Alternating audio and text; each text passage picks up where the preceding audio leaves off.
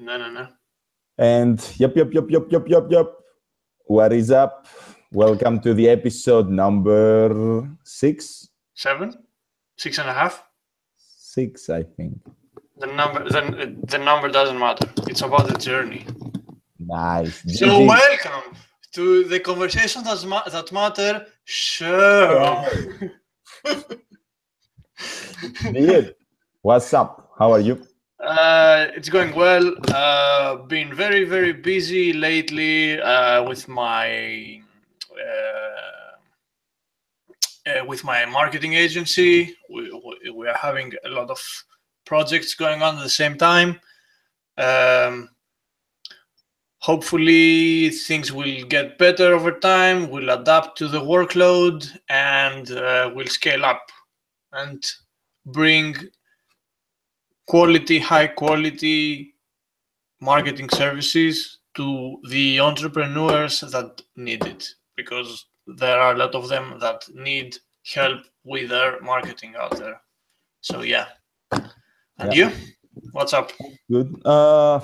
Work, a lot of work. But yeah, hustling is good, as Uncle Gary says.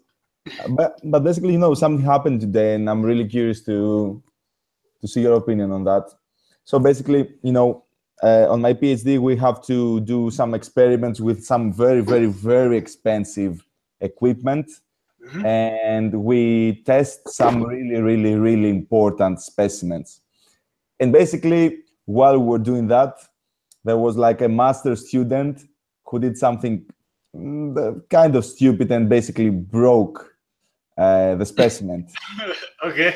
And she was like, he was insanely sad, and she was dwelling on what he did, and she was saying sorry all the time. And his supervisor was there, technicians were there, so it wasn't like something that he did on his own, but people watched him while he did it. So, okay. And this made me think that same thing happens in our life. Like, we have a problem, like we break up, but not a specimen. We basically break up with the person that we love, or something happens to us, like we break our phone and we have all our pictures with our relationship there, or we have a problem with the bank and we're super angry because we lost money, and all we do is dwell on the problem, be sad about it, and basically ranting and raving to our friends on how stupid we are and how unfortunate we are and how sad we are. Whereas in reality, at least that's my opinion, and that's what I'm waiting for you to share afterwards, is in reality, what we need to do is let go of the problem and think that, number one, is something that we can do for that. So for example, when you break a specimen, can you somehow rebuild it? No. If you cannot do anything with that, move on. Okay, when you break up with the one that you love, can you do something about it? Can you chase her for one more time and take her closer? You can. Fucking do it. You can't. It's all right. Move on. But number one, so we need not to have regrets for all the things that we are supposed to do. And number two, we need to move on, living our life. Okay, you broke a specimen. It's sad, it's bad, but it's not the end of the world. It's just a specimen. We're all right, okay? Mm-hmm. We can go and rebuild the specimen again. Okay, it will take some time. It also affect your credibility. But these are not things that really, really matter. What matters is that you did something, okay, you will have the consequences for a bit, but you need to move on, living your life, taking action, and growing as a person. So that was like basically what happened, and what my germ of creativity created. And I'm really curious to see what your germs have to say about that. Okay, yeah. Definitely stimulating. Okay.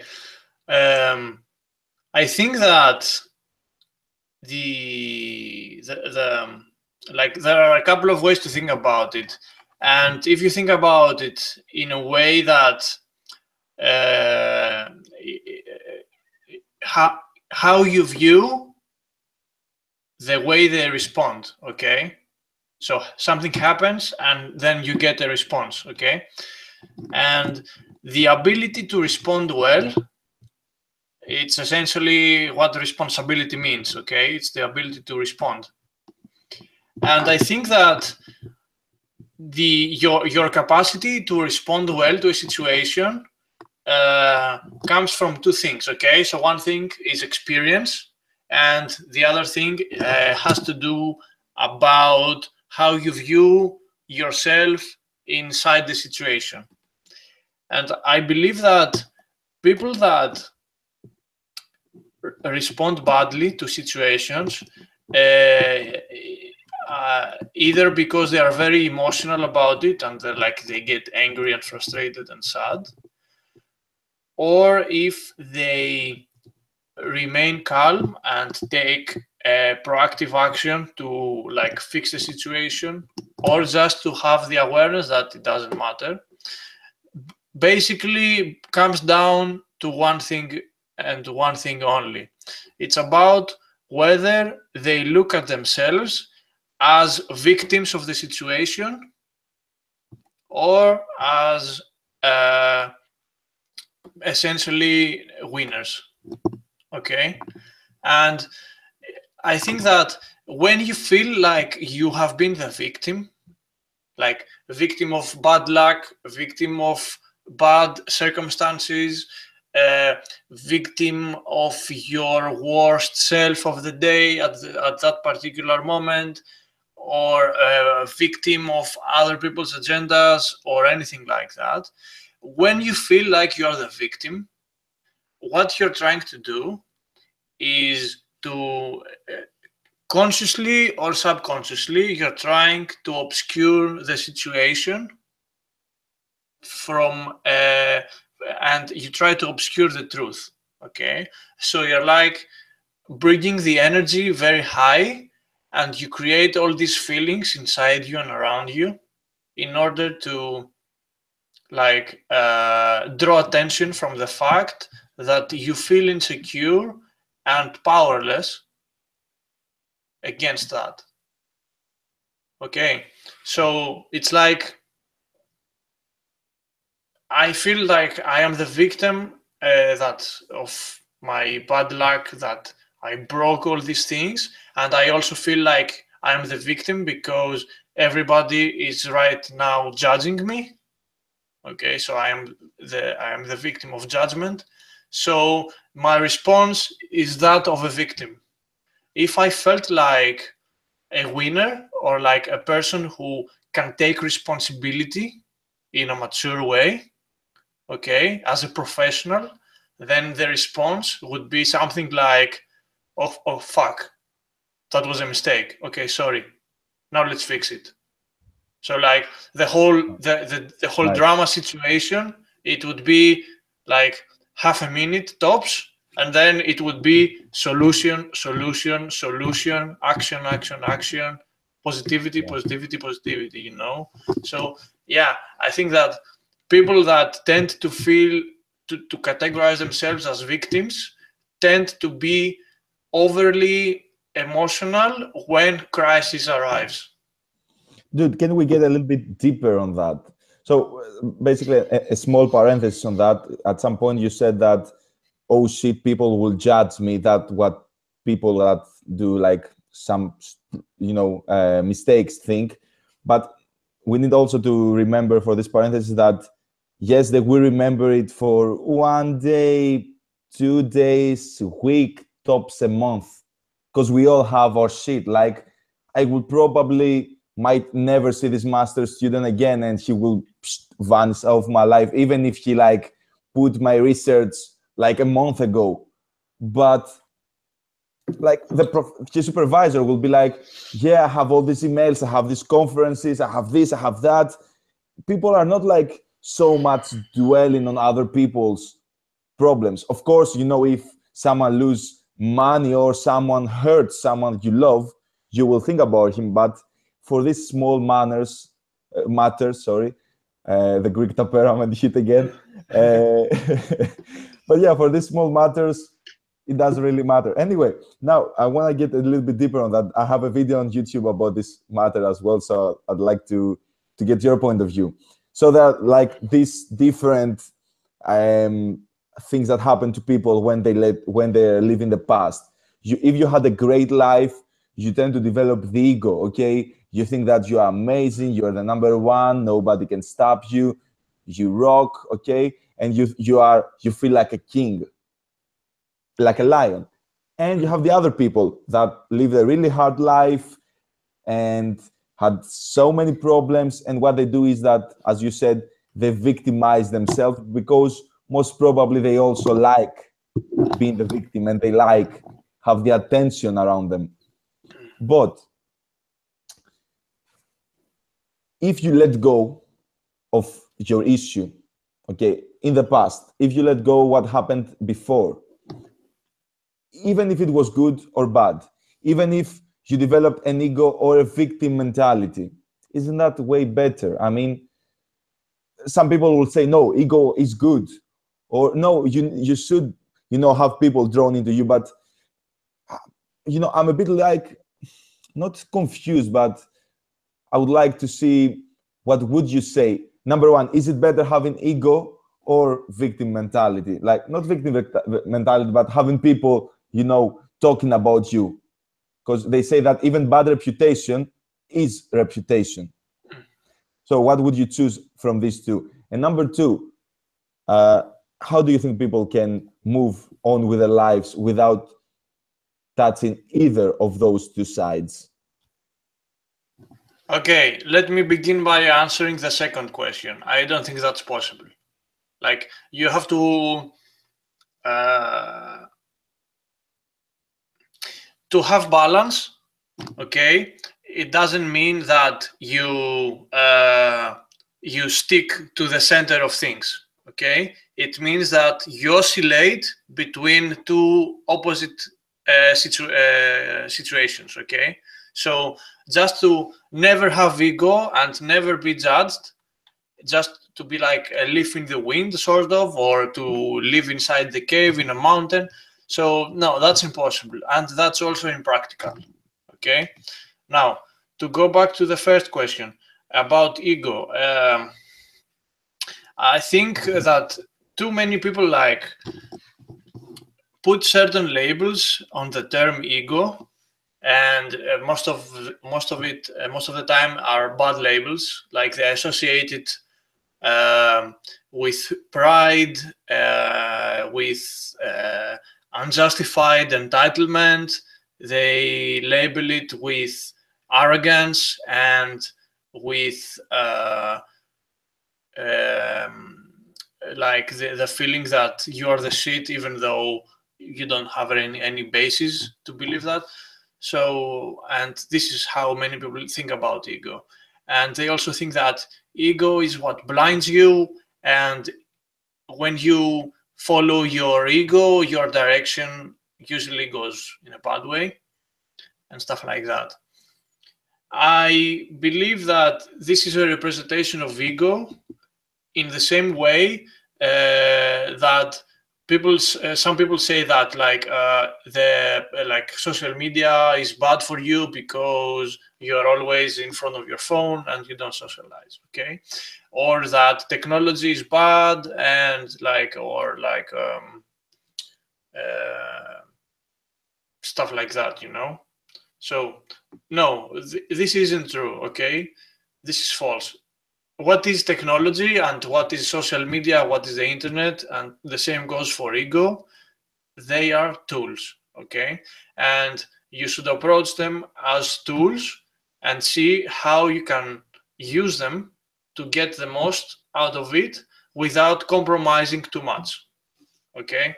So when people tell you like be careful of your ego or anything like that, be careful of what? Like, I should be careful of my social media more than my ego, because like my social media will make me a non-human. My ego will never make me a non-human. It will make me hurt some people and benefit some other people. But so what's with that? And what I'm trying to get to is that ego as an identity to you is a way to view the world in order to achieve certain things, okay, and to feel certain emotions. And if you have ego, and this means that you will attempt to build something for yourself, and you will attempt to approach certain people with that, and you will attempt like to make money, to make impact or anything like that by using your ego, then use your ego. There is nothing wrong with your ego. And one more thing is like you cannot hide from your ego. It's impossible to suppress it. And the more you try to suppress your ego, the more likely it is that you're gonna explode in the future when something goes bad. Because it's like if you've ever read the book, it's called No More Mr. Nice Guy. Yeah, it's essentially like stories of suppressed men in family environments mostly, that are like they're becoming like boy toys for their wives and their children. They don't look after themselves. So essentially it's like the complete opposite of having an ego. And eventually what happens is that since they are not taking care of themselves, there comes a breaking point where they just explode. Okay, and this manifests itself with mostly like compulsive behaviors, like addictions, like porn addiction, smoking addiction, drug addiction, sex addiction, and stuff like that. And then people wonder like, how come like this wonderful person, like who only cares for his children and his wife and never does anything else, develop such a thing? And like it's natural. Like why shouldn't he? Like there is no other way for him to express himself. So the one chance he does it in a most like violent and energetic way possible, by developing an addiction. Okay, and yeah, it's impractical to like to ignore your ego. You should definitely get in touch with your ego and use it the best way possible to achieve your results. And when criticism comes, when judgment comes from other people, if you are egotistical, then you should really take it with a grain of salt, because most people's judgments are just a projection of themselves onto you. Okay, so like I may be egotistical to try to like build a business, okay, or to achieve something for myself, and there may be some people that judge me because of it, because they want me to stay where I am, okay, to satisfy their own worldview. And when you see patterns like that, it probably means that not only you've successfully managed your ego, but you've also taken steps to the right direction.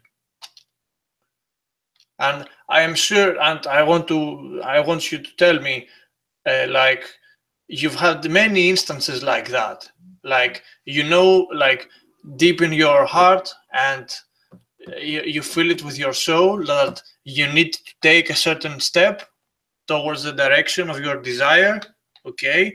And there are like a million people that may be your friends, your family, and stuff like that, that tell you to no, you're not thinking this through enough.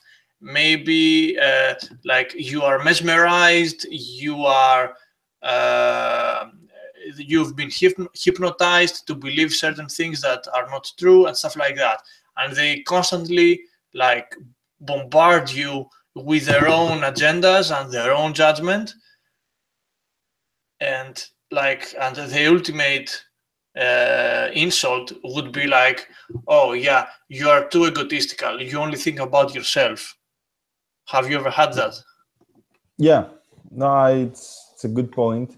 Before responding, I just I want to say something else. I picked up during you were talking. You said about judgment, and this linked to me with the whole "fuck what they think" word, which is, yeah, fuck what they think. But when something happens and is important, or when some pattern is like repeated, you should take it as a feedback. So, for example, for my situation, the feedback is, oh, I should hold the specimen better when I dismantle it after the test. Oh, I did a mistake, but now the people that were judging me, I can take their feedback, and now the next time I'm gonna do this testing, I'm not gonna break the fucking specimen. Done, and you're good to go. Now, as concerning what you said, yeah, I had a lot of people telling me that, oh, what you do is wrong. No, I had also people, making fun of my thing and making fun of me in general, in front of my face, and of course, not below, behind my back. Okay, and makes absolutely sense that when you do something that you enjoy and that is out of the norm, people will definitely judge you and tell you, dude, what you're doing is wrong. Dude, what you're doing is insane. Dude, why the fuck are you doing this? Ha ha ha, ha ha ha. But when you have something very crystal clear on that you want to achieve, like, I know what I want to do, I don't mind people telling me that what I'm doing is wrong, because what we all want to be is like, we want to be satisfied, we want to be happy, we want to be free. And I only know that. No parent, no relative, no friend, no girlfriend, no co-worker can define my happiness, can define my success. I am the one who does it. I know where to end up. So what I'm doing is, as Gary would say, backward engineer this whole process, or otherwise, recontextualize the whole process. Okay. Yes, you see, even Greek people can say fancy words. And yeah, so yeah, people will be like that in your life as well. For the people watching and listening this, people will tell you you are wrong, but first take it as a feedback. But if you are really self-aware of who you are and what you can become and what you want to become, because everything and anything is possible, don't give a shit. Move on, do your thing, and success will eventually come. I'm ranting and raving about that all the fucking time, and that's what really drives me. And I know that you also like self-awareness. So what's your opinion on that? I believe that success will not come because it has already come. Like from the moment from the moment you're doing that, then it's like you are on the top of the mountain. Like you've already found the mountain and you've already climbed to the top of the mountain. The moment you've said, I'm gonna do my own thing, okay? And I think that the most general rule and the only general rule that you need to have in mind when you do your thing is that you don't intentionally hurt people when you're doing your own thing. As long as you are not hurting anyone else, then it's like, do your own thing, dude. Do your own fucking thing. And don't let anyone tell you otherwise. Smile to them when they tell you. Never try to justify your moves. Whenever I try to justify my moves, like when I dropped out of school, or when I started blogging or anything like that, or the moment that I started justifying the critics, I felt like I was trying to to gain some of their approval, even though like I would never gain it. Like there is no logical way to persuade someone what your idea of happiness is. Your idea of happiness is your own, is completely subjective. If my idea of happiness is to become a garbage collector during the day, and during the afternoon play pool and drink beers with my mates, then this is my fucking definition of happiness. And there is nothing you can tell me that will make me change my mind. And you really have to have tunnel vision regarding your idea of happiness, I think. Yeah, I'm into that. You know what just popped into my mind? You remember before changing the Facebook cover of my profile and basically know all the 2,000, 3,000 friends, that Facebook friends, that, oh, I'm doing public speaking, I'm a motivational speaker. I remember we were talking and I was like, oh, dude, I'm not sure, maybe I should wait for tomorrow. But yeah, and I remember we were talking over the phone when I clicked the post, Yeah. and after that, I felt so free, because the moment you will have some resistance as you grow, but the moment you do the leap of faith and you pass this resistance, this is when you will have, not real, but in general, like more freedom in your thoughts, more freedom in your ideas, more freedom in your interactions, more freedom in your communications, because you know you went out and you said it, and now you cannot take it back because people saw it. And exactly this leverage created yourself such a beautiful, such a blissful experience that you feel like way better. Right now I can post whatever I want on my profile, I can post my videos without thinking that, oh, what my Facebook friends will think, because in reality right now I know that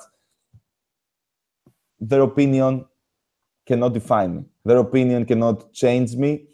And but of course, when you do something and you like kind of afraid of what the other people think and say, you also need to have in your mind that what I'm doing and the reasons why I'm doing what I'm doing are solid.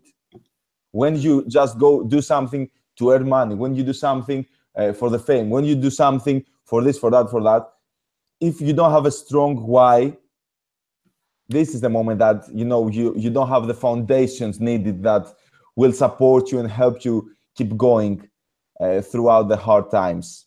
Yeah, exactly. And I think what you said, like you take a leap of faith, it's like going to the cold shower, and like when you come out of it, you look back and you say, okay, I made this statement, I made this public post or anything like that, and then you say, okay, so now I am that guy. I am that guy who public speaks. I am that guy who motivates. I'm that guy who writes a blog. I am that guy. Okay, so you can essentially you construct your own destiny and your own identity, and you draw freedom from it. You draw energy from it.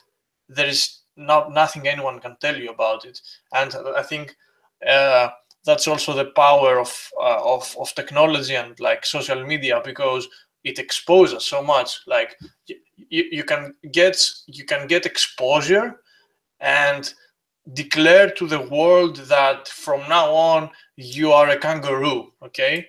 And it's like a public declaration from then, and you can be the kangaroo. You can be anything that you want, like with no limitations, no restrictions, and everybody will know instantly. Now, the drawback to this is that you set some sort of standard, okay? Even like to the one person that follows you, now you sort of have some responsibility to be that guy. Because if you start like on one Sunday you are the public speaker, and on the next Sunday you are the Muay Thai athlete, and on the next Sunday you are the actor, and on the next Sunday you are the painter, like everybody's gonna be, okay, who the fuck are you? What are you doing with your life? Okay, you can't do all of that, obviously. So what are you? Now you get dissonance with yourself, and that comes from lack of self-awareness. Like it's really hard for you to decide what you are. Okay, but the important thing is that is exactly that you can decide who you are and what's your identity, and I think that's the most important thing. And Yeah. I think also one last thing, because I think this is what so many people rightfully so celebrate. For example, when like famous people come out, for example, as homosexual, and I think that they're right. Society is right to celebrate, because even though it's not like that we relate better to homosexuals, like, because most of us are heterosexuals, but we everybody can relate to the pain of wanting to be something, but being unable to express yourself because you feel like you're gonna get hammered down and judged. So I think this is like one of the greatest examples. And for me, I think we should get hammered down and judged by other people. It's okay, it's not the most positive and beautiful emotion to experience, but I think it makes you stronger. Like the moment that people, confront me, like, dude, like, for example, you remember the motivational video I have on my channel, Doer, Thinker. Yeah. I have people on my office, and guys, if you watch this, I love you. You know that every time we have lunch break, they're like, "Oh, I will eat this because I'm a doer. I'm not a thinker." And I know that they say this for good reasons. We laugh and stuff like that. But number one, I don't take it personally. And number two, it is a reminder that okay, people have this. People kind of confronting me and try to drop me down, but I have such a strong and stable idea of what my vision is that nothing affects me. And exactly as you mentioned before, dissonance, there's no dissonance within me, because I know that what I'm doing and why I'm doing it worth it. So it's good having people trying to throw you down as long as you get back up. Yeah, exactly. And this is also, I think, if you think of it like in a more egotistical way, is like, I think it's a small victory. Like, they acknowledge you. Okay, Sure, yeah. so it's like, oh, okay, he's that guy. I may not like him for whatever reason. Okay, and really, you shouldn't take it personal, because probably the person is like, as I told you before, like, is just projecting themselves onto you, into your reality. It's like, okay, oh, he's that guy. Okay, now I'm gonna try to make, like, to poke at him, like to shit test him, to see what he's about. And Real. yeah, it's I think it's acknowledgement. I think it's victory. Like, every time you get a statement of recognition for what you do, it's a victory. So, and going back to, you said, like, the popular quote is that there is no bad reputation. I think that's probably, yeah, that's true. In like normal cases, don't go to extreme cases, but yeah, there is no bad reputation. It's like recognition. Okay, like some people, it's fate that some people will like you and some people won't like you, but the important thing is to help them understand whether they like you or they don't like you. That's this is where you help people. Like, you help people make decisions and you make their life easier. Okay, so when I come across you and you give me fast credible, good, energetic information about who you are and what you do, you help me decide, okay, I like Yannis or I don't like Yannis. Okay, if I like Yannis, I'm gonna hang out with him, blah blah blah blah. If I don't, I'm gonna ignore him or I'm just gonna hate. But it's still an easy decision. If you're like a leaf in the wind, that it's like you don't have a very clear and direct way of approaching things, whatever that is for you, right? Then it's hard for me to understand you. And things that I don't understand and are mysterious to me and remain mysterious over long periods of time, I tend to be afraid of. And this is like this. And when you're afraid of something, you're like fight or flight. It's like you freeze, you don't know what to do. And, you know, it's like this state of non-relaxation, and I can never be like relaxed like in front of you, you know. So yeah, I think like every person should find meaning in what they do, or find something with meaning, whichever way you want to see to look at it, and this will help others around them understand what they're about. I think this is the most important. Yeah, and in reality, I think it's really liberating. Yeah. Like Yeah, really... it's like you see, you can see it all around society, even though it takes sometimes it manifests badly, but you see like people that, okay, I am that guy, okay? For example, like Donald Trump, he's, in my opinion, he's a disgusting person, okay? But he is that guy, okay? He knows what he is, okay? He's a terrible politician, right? And he's the worst professional ever.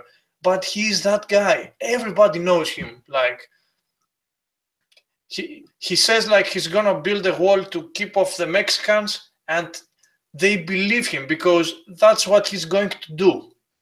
Okay, and this creates haters and lovers, but people are very easily they're very easy to decide like whether they like Trump or whether they hate. I've never gotten into a debate about whether someone likes Trump or like I'm not sure about Trump, blah blah blah blah. No, everyone like I have ever asked about it, like I like Trump or I don't like Trump. There is no in between, you know. So when a person can create such a polarity around their reputation and their being, you know, it's like they're winning, essentially. Even though the example is like the end result when it comes to Trump is a bad thing, I believe. It's still like you cannot blame him, right? For being who he is. Nobody can blame him for who he is. The only good thing that I would ever, I agree with you, but the only good thing I would ever say about Trump is that at least he's a guy that he takes action, and when he has like something in his mind, he will do it, even if his mind is like twisted, wrong, yeah, in the common sense and in terms of what is wrong and what is right. Like we are all the fucking same. Doesn't matter if we're black, white, Mexicans, exactly, yeah. Greek, Republicans or Democrats, Asians or fucking aliens. We're all the fucking, okay, if you're an alien, you're not the same, but no. Apart from that she's absolutely delusional, at least he's loyal to his own reality. Yeah, exactly. It's really good to have, and that's why he's where he is. He's really rich. He has a fucking tower with his name on there, and he's basically the, you know, he's ruling. He's not ruling, but he's like the what's the word? The president, not the president. I don't know. Yeah. Anyway, the president of America. Of America, yeah. So yeah, God bless America. Yeah, exactly. But there are many other people like that who've done great things. And you know when they've done great things, when they are still controversial after they've done great things. Uh, One great example of that, for example, is Steve Jobs. Yeah. Okay, like a great innovator, a great entrepreneur. He changed literally the way we interact through technology, Yeah. and but he also has a bad reputation for being too strict, That's true. for being a micromanager and stuff like that. Okay, and people that worked with him said like he was very strict, he was very nervous, very angry, and stuff like that. Okay, or he smelled bad and stuff like that. But Steve Jobs was his own self, you know. He was Steve Jobs, and it's the same like with, I think, probably like 100% of successful people. Like they are walking controversies. What's the worst thing that somebody has ever said about you? It's hard to remember because like most of those things happened like really back in the past, but I think like from the top of my mind, something I can remember is when I was sitting in Greece with one of my mentors back in the days, after like literally a few months before we he stopped talking to me. He stopped talking to me for any of his own reasons. I Yeah. remember, she asked me, "So, what's your dream? What you really want to do in your life?" And I told him, "You know what? I really want to make a difference to the people, and I want to be a speaker and being able to get paid for that and help other people's life." And what he said to me was, "You know what? If I wasn't so close to you, I would have slapped you." And this thing, man, I was like, "Oh shit! What did he just said to me, and Wow. why?" But it was really awakening experience because number one, since it was a big shock for me hearing those words from him, because he was really high on my, on my mind. I immediately verified that his opinion doesn't mean shit because that's what I want to do, and basically that's what I managed to do. And number two, it helped me realize who he is, what are his intentions, and that he's not supposed to be in my life. So Mm. I always try to find the positive in any bad situation. So that's, I guess, what I did over there. Even though it kind of hurt me, uh, I moved on. I took the feedback. I learned, and after that, I managed basically to have more sincere conversation with the people that consult me, with the people that help me, with the people that are here for me, with the people Mm. that support me.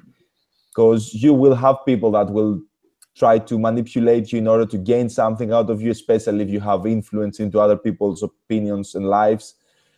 But if you are really know yourself, you will very easily see that if you're self-aware, basically you will very easily understand that this person doesn't really fit with my personality, doesn't really fit with my vision. He doesn't have the most clear intentions on what exactly he wants to achieve with me. So he really, really, really fast. This helps you basically really fast to get rid of the negative and the poisonous people that what they do is drop venom in your life's dream. Yeah. What about you? Uh, yeah. Uh, it was last year, and it was. I got that repeatedly in a row. Like that's why I'm thinking about it. And there were like a couple of different people, but with the same background. And they told me that I was too emotionally detached, like too distant, and like too cold. And this at first hurt me because it's tough to hear like from a person that you're essentially a cold, heartless bastard, okay? And what really struck me at the time was that after a while I realized that, yeah, I'm a cold, heartless bastard because, to be honest, sometimes I don't give a fuck about you. You are not important to me.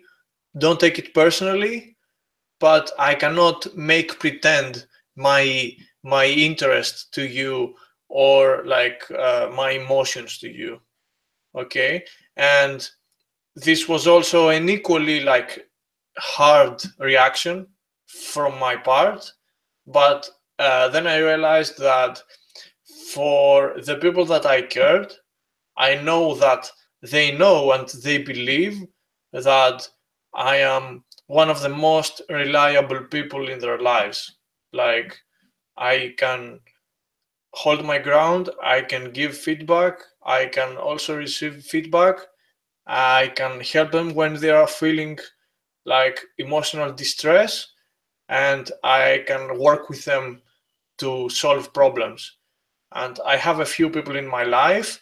I've very, very carefully chose who these people are, but for the people that blame me for not being there for them, or uh, like emotionally attached to them, is like, yeah, it's like, because I'm not interested to do that for you. And I think that this is like the biggest thing for me. It's like, I think people believe that for other people, not only for me but for other people in general, is that because they are kind and affectionate, not just because they want to be like that or they feel like that towards you, but because there is like a secret contract that they expect to get it back from you. Okay, and this is like then when they don't get it back, their response is not to question like what they're doing wrong, but the response is to judge you for your response. So it's like, Yannis, I love you so much, like or like stuff like that. Okay, and then you're like, okay. And then my response would not be like to self-reflect on what I'm doing as a behavior, but to yell at you like, oh, Yannis, why don't you tell me that you love me too, dude?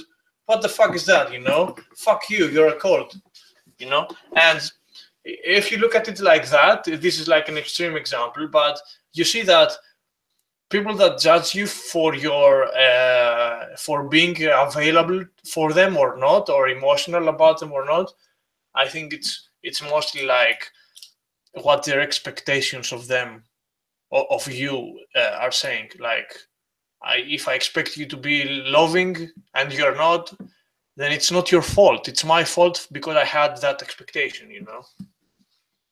Yeah, makes sense. I understand that, and it's real.